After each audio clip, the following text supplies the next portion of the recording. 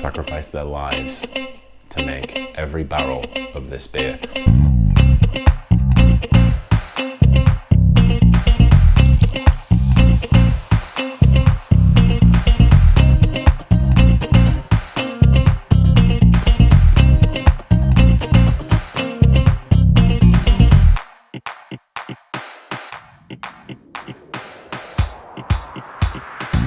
Hi guys, it's Jim here from Dr. Tankenstein with another episode of Beers of the British Isles.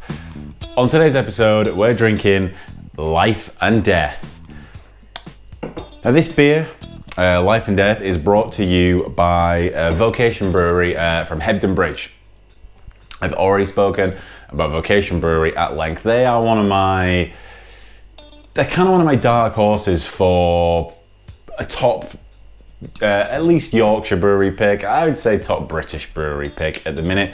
They kind of like under the radar sort of just crept into my kind of circulation of breweries that I go and pick from. I don't think they have a tap room themselves, but in Leeds city centre, I know Leeds, it's amazing, there's something's there. They do have like a tasting room where they're just, I don't know, tens of their beers on draft, and you can go get one. It's Vocation Brewery, definitely check them out. Now, before we get into this American IPA, Life and Death, I'm just going to take a look at the packaging that it comes in. Let's take a look at the can. Let's take a look at why this beer might jump off the shelf at you. Now, I have had this beer before. This was one of the first kind of American IPAs to hit the British Isles, if I can say that. And when I first saw it, I was like, "Oh my god, this is like a great beer." You know, this beer must be incredible. Look at the cool can it comes in. That's a real craft can. And then I scratched it and noticed that actually what they'd done is they designed their printed, mass-produced can to look like one of those kind of cool craft cans that craft breweries sort of churn out and put stickers on because they need like thousands of just generic cans. But I don't think that detracts from it. That was just something that I noticed that I thought, like, that's quite sneaky, that Vocation, but I'm glad that you did it.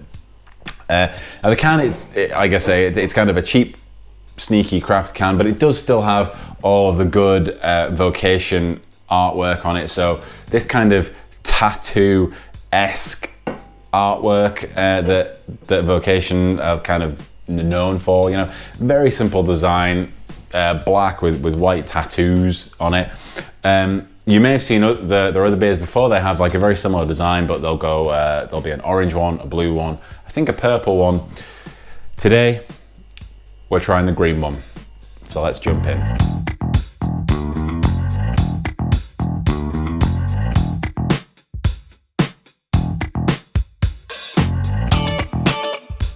Okay, so we are in the glass. It's nice and cold. My head has already kind of disappeared. So this beer, this kind of good looking beer, it did pour clear initially, but it's sort of starting to cloud over a little bit. I'm not sure if that's carbonation, like I say, starting to cloud over. So this is a 6.5% American IPA. Now I haven't managed to find basically any information on this beer in terms of what's in there, you know, no IBU information or anything like that. I'd imagine the IBUs are going to be quite high. The malt bill looks, by looking at it, like it's kind of pale. So I'd be surprised if there's any wheat in there. I'd be surprised if there's any oats in there. What I'm thinking with this is basically pale malt and crystal malt, perhaps. Very pale crystal malt at that. So that's what I'm thinking about the malt bill. The hops, the only information I have about hops is that 40 kilos of hops sacrificed their lives to make every barrel of this beer. And I'm not sure if that's a brewer's barrel or just a barrel. I would guess it was just a barrel. But let's see what those hops died for.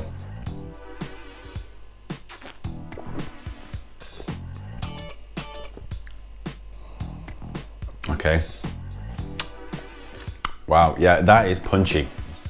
That's very punchy. That kind of really toes the line between sweet and not bitter. There's not really a lot of bitterness coming through this. The overriding taste that you get when you first taste it is that kind of resinous hop character. So it just completely coats your mouth. And I think that gives the illusion of sweetness because the IBUs don't come through that much. Like I said, I don't know what the IBUs are in this, but it's quite well rounded, I think. The aroma is very tropical. I would say kind of grapefruit and pineapple tropical, rather than sort of the more modern peach, passion fruit kind of tropical that we tend to be getting. Peach. Yeah, you can grow peaches in Britain, yet all of a sudden they're tropical. Yeah, I would say that's the kind of tropical that we're getting there.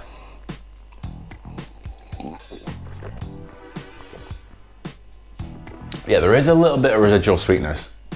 Yeah, whether it's bitter or not, I'm undecided.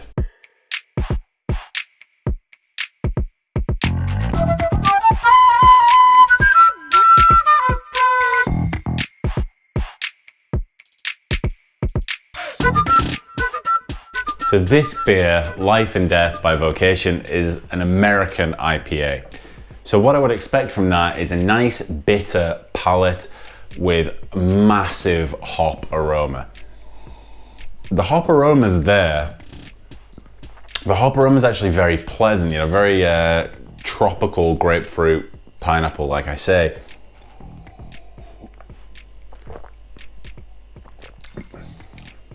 The bitterness isn't quite. It does kind of tickle you there. It does kind of tickle your tongue, but it just really doesn't come through at all. I think I'm going to chalk that down to the fact that there's so much kind of resinous hop character in there that you can't quite put your finger on it. Plus, I mean, like I said, I wish I had more information about the malt bill, but the malt is actually quite forward in this. The palate is very rounded. It's not just all hops. So this is kind of like a bit of a hybrid, I think, between those kind of old style American IPAs, if I can say something, you know, the Goose IPAs, or you know, the early Sierra Nevada Torpedo IPA, let's say, and the new kind of modern West Coast IPAs. Yeah, I think that's where we sit. So Vocation here have, in one way, taken a step forward. In another way, they're kind of behind the eight ball a little bit. And I don't think that's bad. I think that this is a very tasty beer.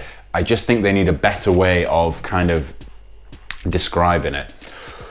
All in all, on the scale of, I guess, naught to American IPA, I rate this quite highly. I would give this a solid 7.5 out of 10 on the 0 to American IPA scale. I also like to give you a song to listen to whilst you drink this beer, and I suggest that you do drink this beer, and that's going to be "Creeping Death" by Metallica. I don't know why. I think just because it has death in the title and all these cool skulls on the can, it kind of just seems to fit. Also, you can imagine "Creeping Death" by Metallica. It's not overly metally, but you can imagine it just kind of on in the background of like some kind of cool craft beer bar. So head down to Tesco, Morrison's, Asda, Sainsbury's, call it anywhere basically. Grab yourself a Life and Death by Vocation Brewery, stick on Creeping Death by Metallica, and if you like it, good, head down to your local bottle shop, because these things, though very nice, are 10 a penny. There are so many of this stuff hanging around. So until then, guys, cheers.